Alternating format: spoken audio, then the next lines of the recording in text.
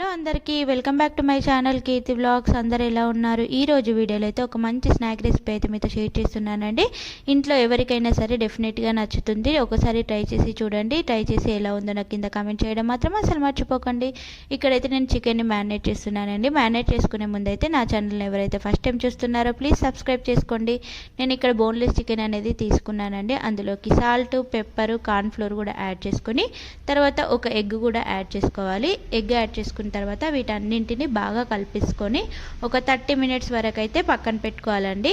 Next మనము deep ఫ్రైకి సరిపడా ఆయిల్ అనేది తీసుకోవాలి.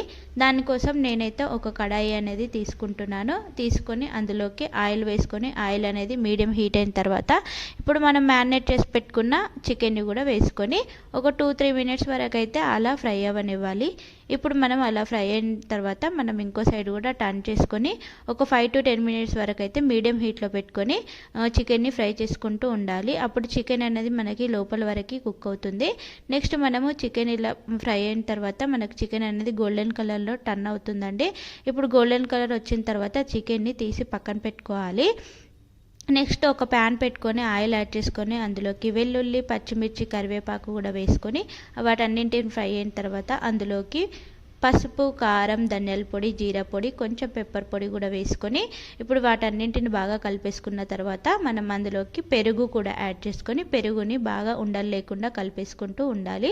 ఇప్పుడు ఇలా కలిపేసుకున్న తర్వాత మనకు ఆయిల్ అనేది సపరేట్ అవుతుంది.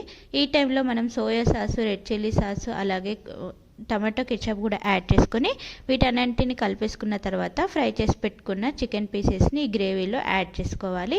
ఇప్పుడు ఈ గ్రేవీ అంతా చికెన్ పీసెస్కి పట్టేలాగా బాగా కలిపేసుకుంటూ ఉండాలి. అప్పుడు మనకి చికెన్ అనేది బాగా ఫ్రై అవుతుంది.